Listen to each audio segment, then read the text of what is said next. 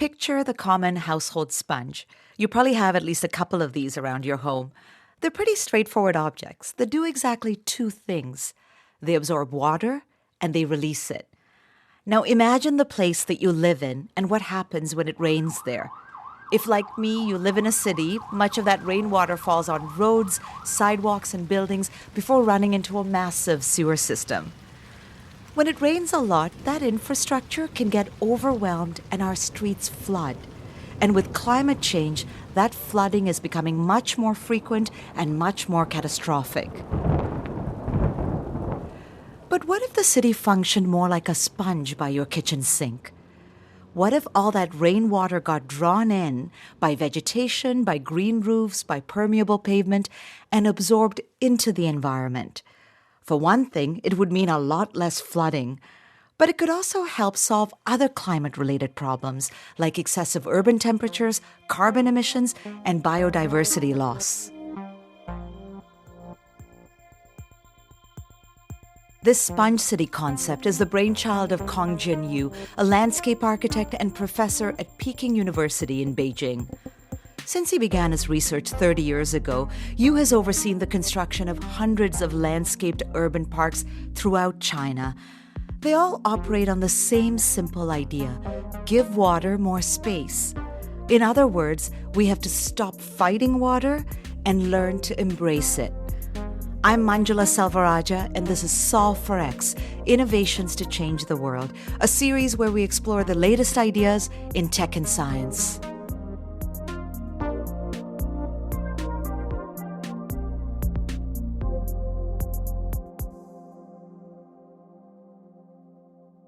China has ambitious plans. It's piloted the idea of sponge cities in 30 different places across the country, and it's even adopted the principles into its template for urban design, incorporating soft materials and specialized design techniques like terracing, so that rain gets soaked up and slowed down by these so-called sponge cities instead of accumulating in the streets. And the rest of the world is following suit. Sponge parks of various size and shape can be found everywhere from Malmö, Sweden to Montreal. These will be crucial in making our cities more resilient and able to cope with larger, more violent storms. Still, there are questions that remain. How do we get cash-strapped governments to change the way they've been building for over a century? And how much green space do we actually need to combat storms supercharged by climate change? On today's episode, we talk to Kongjian Yu about the immense potential of sponge cities. Kongjian, where have we reached you today? I'm here in Beijing University campus. You're on the campus right now? Yes, yeah. What's the weather like today in Beijing? What is it like? It's autumn in Beijing. It's beautiful. It's cool. It's the best season of the year. Is it now? Thank you for joining us. We are really interested in this, in your idea of sponge cities. Now, there's an experience in your childhood that inspired this work. Can you take us back to what happened to you when you were young? So I was grown up in a small village in southern China's Zhejiang province. It is a region of monsoon climate. So every year we have flood. And in one year, I remember when I was about 10 years old, I fell into the flood, the creek which swell every year. In that year, I, by accident, falling into the river. But I survived because I scrapped all these willows and trees and shrubs and reeds along the river. That saved my life. And that also became inspiration for my idea about what a river should be, what a sponge city should look like. So talk to me about that. Can you walk us through your concept of sponge cities? So sponge city is a nature-based solution. Idea that the landscape or the city and the territory should function like sponge that can absorb, retain water, and release water when we are in dry season. So it is a way of regulating water and also provide habitat for biodiversity, and cleans water. So it is a holistic solution, and Sponge City can also cool off the temperature because many of the cities today are suffering urban heat island. So if you have green sponge in the city, you actually cool off the city. Maximally, based on our data, we can reduce about 10 degrees of temperature during the summer in the middle of the city, in central city. That's a substantial amount. Now, I look at the kind of cities that we have now, and a lot of our urban areas are structured to actually whisk water away, right? We have these hard, flat surfaces that steer the water towards the sewer. What are the problems with this approach that we have now, given the changing climate? Yes, that's a serious problem we are facing today globally. And the Sponge City is trying to make a difference. It's an alternative to this kind of gray infrastructure, which is made of concrete, pipes, and pumps, and pavement. So this kind of gray infrastructure is based on the industrial technology. And all urbanization happened based on this kind of gray infrastructure. Now, the problem with this gray infrastructure, number one, there's no resilience for this kind of concrete channels, steel pipes, and pumps. They will fail as soon as you have unexpected precipitation. And they are originally invented in developed areas like London or European countries, the Netherlands, London, Paris. And when you look at this area, this early developed area or early industrialized area, the climate was very mild. So and predictable, mild and predictable. Predictable and very mild, which every month you have the same amount, usually the same amount of precipitation. So when climate change, this kind of infrastructure totally fail. Now, that's one problem. A second problem, when this kind of infrastructure copied into the monsoon area, such as China, India, Malaysia, Indonesia, and usually these areas are underdeveloped. And they simply copy this industrialized infrastructure. That's why most of these cities, Beijing, Bangkok, Mumbai, Delhi, Jakarta, they all fail because simply they cannot adapt to this kind of monsoon climate, which means you have very dry season and you have very wet season. And from the day one, this kind of gray infrastructure was not designed for monsoon climate. But today, the whole world become monsoon-like. You even see in New York, right? In London, we have suffering, even in European country, we are suffering monsoon-like climate situation. Global-wise, you can see any of the headlines of major newspapers every day. I mean, a couple of days ago in Kenya, even in Abu Dhabi, you can imagine in Abu Dhabi, in Dubai, we have this flood because we all build on this kind of gray infrastructure which have no resilience at all. This is the situation we have in Canadian cities too, by the way, Kongjian. I mean, take Toronto. I live near Toronto as an example. We have these things we called 100-year storms, meaning it comes one every 100 years.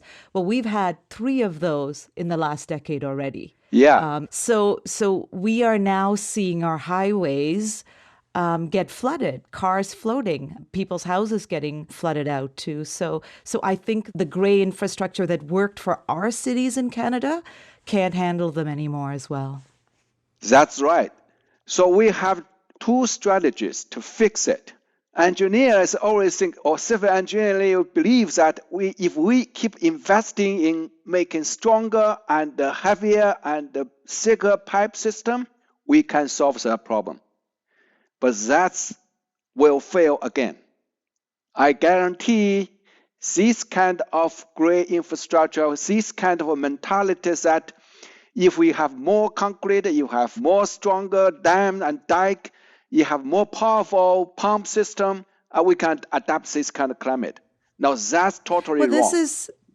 this is what I find quite interesting about your idea. I mean, there's a thought in there that is a bit counterintuitive. I mean, your idea says we should, in some ways, let in the water and kind of embrace the water. Why do you think we need to make friends with the water? In Chinese philosophy, water is the most soft thing. We usually compare water to ladies, to female, because they're soft, they're very kind, they're very gentle. But actually, water is also the most forceful nature. No matter how strong you build your dam or your dikes, water will destroy it because water needs space. If you push water to the corner like a beast, if you push the beast, for example, in Canada, you have grizzly bear. The grizzly bear, you cannot push the grizzly bear to the corner. Because the grizzly bear, yeah, that is very true. But if you very gentle, very kind to the grizzly bear, you can make a friend with that, right? Because it has potential power. Water need space to calm down, to nourish the ground, to nourish the earth, to nourish the vegetation. I have a Canadian friend, a very, very famous journalist, Erica Gears. She have a beautiful book called Water Always Win. Right? Water always win, no matter how strong you build a dam. So we all have the experience. You see New Orleans collapsed. The dam in New Orleans collapsed. And the dams in anywhere, no matter how powerful the dam is built, if you have too much water, it will collapse. Someday, once every 100 or once every 1,000 years, no matter how safe you want to make it. But when it collapsed, it can kill thousands and thousands of people. Now that's what we have experienced before. No one talked about. We still trust that dam can protect us from flood.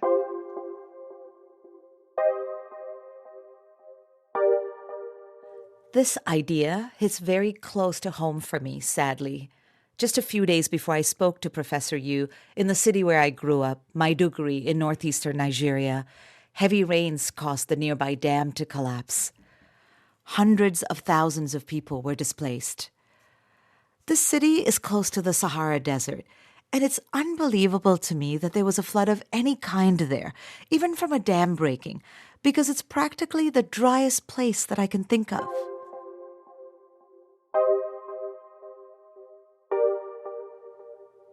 Now, to understand how this sponge approach works in comparison to traditional gray infrastructure, I wanted to get a sense of what a sponge city or park could look like. Could you walk us through, one or two of your projects, either the Hutan Park in Shanghai or the Red Ribbon one in the Hebei province? So that people just kind of paint a picture for us so people get an understanding of what it is that makes it a sponge and not just another area in the city. So, for example, in one of my projects, it's a very recent project in Sanya City in Hainan Island. It is a monsoon and tropical city. So I built a park right in the middle of the city. And I use very simple solution. Just cut and fill, cut and fill. So you create a porous landscape. So and create a lake, but the lake is distributed with hundreds of islands. And in each of the islands, you can grow trees. Okay, I had to see what this looks like. If you look up pictures of the park in Sanya City, it's gorgeous. What you see are skyscrapers in the background, and the foreground, it's just lusciously green. There are mangrove trees, there's a lake with what looks like fingers of land. Within the lake are many man-made islands, big and small. A field of blue, polka-dotted with green. It's kind of surreal. It looks like something out of a Dr. Seuss book. And then zigzagging above everything is an elevated walkway. So during flood, you can walk above the tree. During the dry season, you can walk under the canopy. And all these islands become habitat for birds. So all kinds of birds come into the city because they are safe habitat. They can have nests, they have babies. And this park is only about 50 to 60 hectares. It can regulate 1 million cubic meter of storm water. The urban storm water. That's substantial. Eventually, it can reduce the urban runoff about 10 times as this area of this park. So which means if you have 20% of green space function like a sponge within the city, you can virtually solve all the problem of urban flood. But certainly I'm talking about the regional scale, about the national scale. When you imagine that my little river in my back to my hometown that have green and blue together, so the whole system will become a sponge-like system, regulating water. But you're saying that it would need, for an urban city, you're saying that it would take 20% of the city to be a sponge for us to address these issues? That's a substantial amount. Well, it's not a luxury amount. It's not a luxury amount because every cities, particularly in Canada, in American cities, you have huge amount of green space. In Chinese cities, the regulation requires 30% of green space within a city. Well, in your suburb, in Vancouver, in Toronto suburb, you have 50%, more than that, of green space. So if you just transform a portion of this green space into sponge, you can virtually solve the problem of flood at a regional scale. Right? Your backyard become a sponge. Your front yard become a sponge. Your community garden can be a sponge. Your roof garden can become a sponge.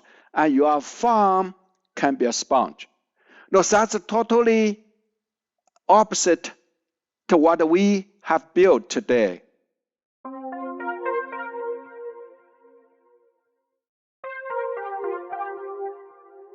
Sponges aren't quite everywhere yet, at least not in Canada, but they're becoming more and more common.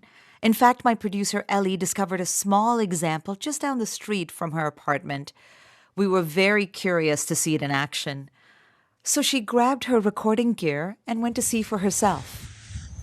I'm standing in Montreal. It's an October day. It's finally raining, something I've been waiting for. And I'm here to witness how my local sponge pavement is working to absorb the water around the gutter. So I see a bunch of stones and some greenery, some flowers growing tall. And what it means is that while on the asphalt, water is pooling around and drip dropping, right by the sewer, there's actually no water pooling around. It's just getting absorbed by the greenery and by the rocks and draining into the environment. If I compare it to over here, there's a puddle. And then I stand over here, no puddle, just squishy, spongy feeling. So this is an example of this sponge city on a very micro scale, just a few meters from my apartment. And pretty cool.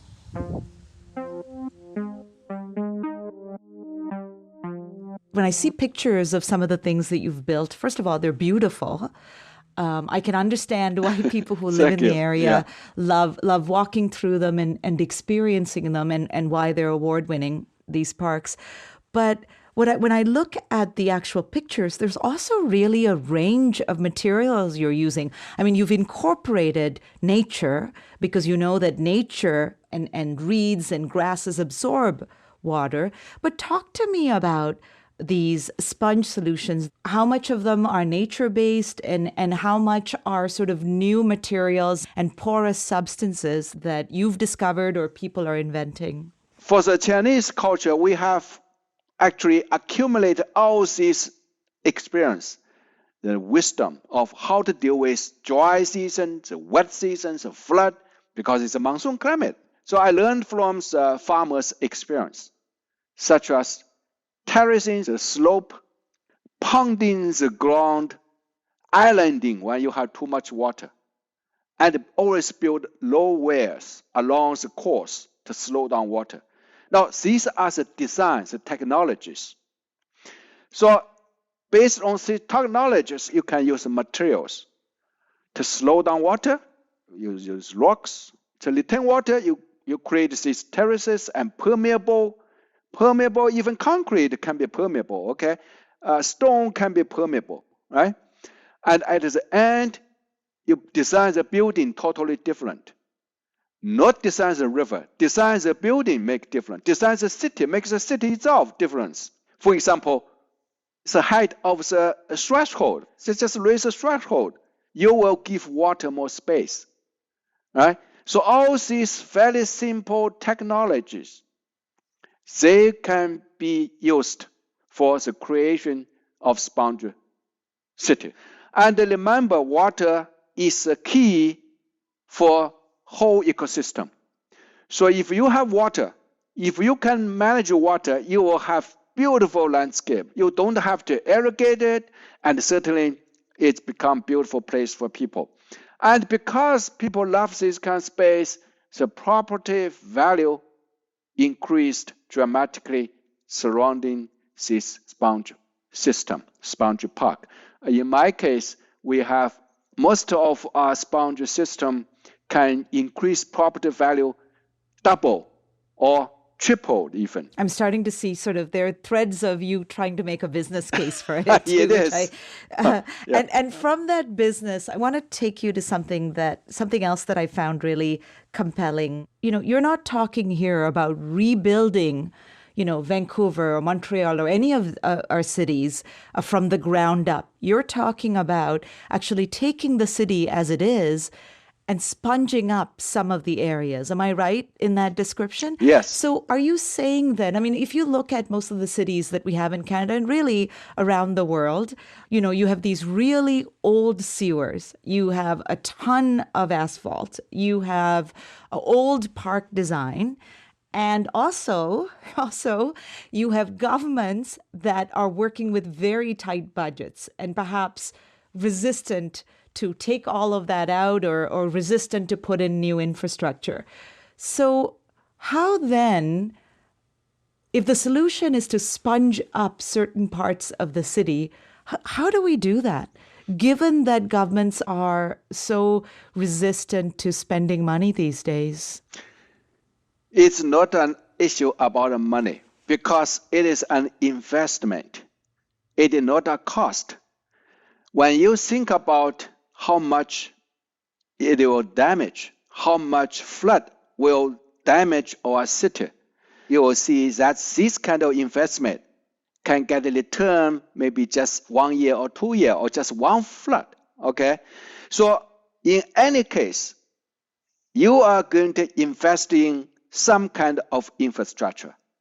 Now, are you going to invest in the gray infrastructure again to fix the pipe system, to fix the concrete channels, or fix the flood wall, which will fail again? Or are you going to invest in this multifunctional green infrastructure? I call it ecological infrastructure, this sponge system. Now, so that's the mentality. But you invest maybe only a quarter of that money you plan to invest in concrete, you can fix the problem. So based on my experience, the cost is much, much less by investing in green infrastructure than investing on gray infrastructure. So let's make it clear. You have to protect the city, or you have to solve the problem. The problem is there. The tiger is outside. The tiger is at your doorway. So are you going to make friends with the tiger, or grizzly bear, maybe more good example? Are you going to make friends with grizzly bear, or are you going to attack the grizzly bear to make it more dangerous? So that's about your question about budget, about invest. It is, as I said, it is not a cost, it is an investment, because it will save your cost. That's number one. Number two, you really have to make a movement to create a new culture. It is a revolution. Okay, it is a revolutionary change from industrial civilization to ecological civilization. We have to change the culture. Yeah, if we keep trusting this concrete, we'll never fix it. Wow. And certainly, I can tell. Yeah, I can tell you feel very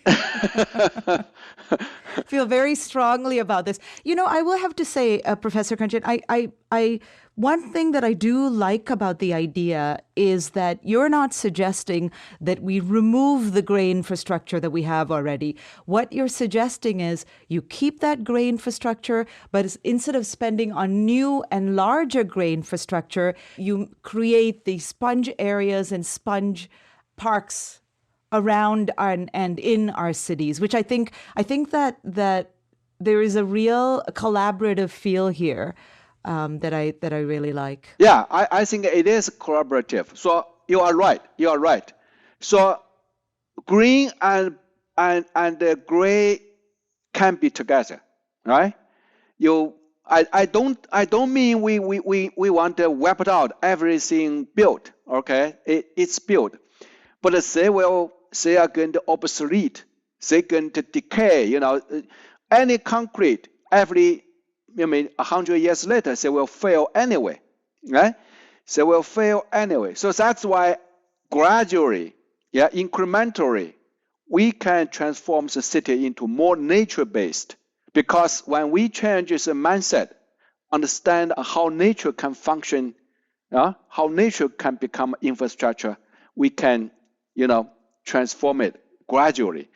But in some case, we need also revolutionary change. Now that must be from the political policy makers. You need from mayor to even prime minister, even president of the nation to think about that. Because world climate change is already such a serious issue, serious problem today now. We need to adapt to it, right? Mitigation, of course, we're going to reduce carbon emission, but adaptation become immediate. It is a crisis now. You will see 100-year occurrence, but next year it will happen again. Urban heat, another issue, okay? The biodiversity is another issue. So what's the holistic solution? Concrete cannot be a holistic solution.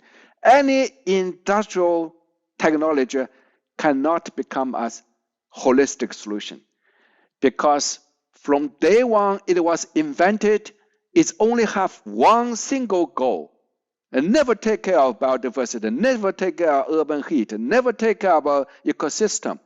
The only one single goal is to flush away water, flush away flood, keep the water outside, and eventually the groundwater die out, the groundwater dry out, and the sea level keep rising.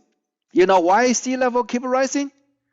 40% of seawater come from the ground, from the dry out of the groundwater, right?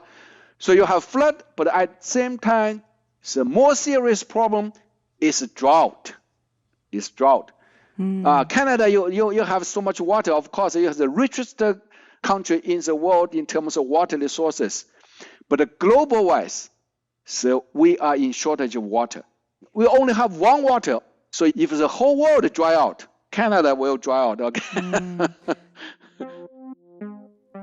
Climate change has never just been one problem. It's many cascading issues coming together, a polycrisis, to use the increasingly popular term. And if that's true, then we need a multi-level holistic solution to address all these things at once. As Professor Yu points out, that might be the key to help cities survive. You've described your approach to designing landscapes as an art of survival. Why do you think we need to think about survival as an art form? Engineering is to solve problem by single-minded engineering work. It can be ugly. It can be ugly. And the survival is usually not what landscape architecture concern. Landscape usually concern about beauty. So I combine these two together. It is about survival, because we are suffering flood, we are suffering drought, we are suffering fire, we are suffering urban heat. Now, that's survival. So modern city actually more sensitive to all this kind of climate change. We are become more and more vulnerable to the natural disasters because we are more centralized. As an advanced human civilization, beauty is certainly so important.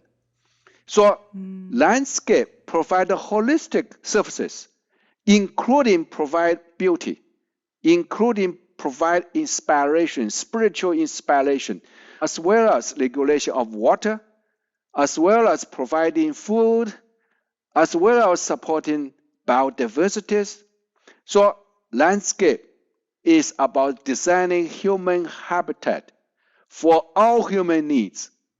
Thank you so much. Kongjian, thank you for speaking with us today. This is my pleasure. Good luck. And what do you have coming up next? Well, next I want to transform the planet into a sponge planet. Coming next. A sponge planet? Yes. Okay. Do you have an estimate, an ETA for that, when that'll get done? Well, I think it may be as fast as maybe 20 years we can fix the problem. Okay, sponge planet in 20 years. I'm going to call you then. Yes. Good. Thank you. Thank you. Thank you so much and have a good night. Thank you. Kongjian Yu is a professor and founding dean of Peking University College of Architecture and Landscape. He's also the author of the book Letters to the Leaders of China. Solve for X is brought to you by Mars. This episode was produced by Ellen Payne-Smith and written by Jason McBride. Lara Torvey and Sana McBool are the associate producers. Max Wayne composed the theme song and all the music in this episode. Gab Harpel is our mix engineer. Catherine Hayward is our executive producer. I'm your host, Manjula Salvaraja. Watch your feed for new episodes coming soon. Solve for X is brought to you by Mars, North America's largest urban innovation hub and a registered charity. Mars supports startups and accelerates the adoption of high-impact solutions to some of the world's biggest challenges. For more information, visit marsdd.com. And we want to hear from you. Drop us a line to share your ideas, questions, and feedback. What innovations are you curious about? What changes would you like to see in your urban environment? Email us at media@marsdd.com.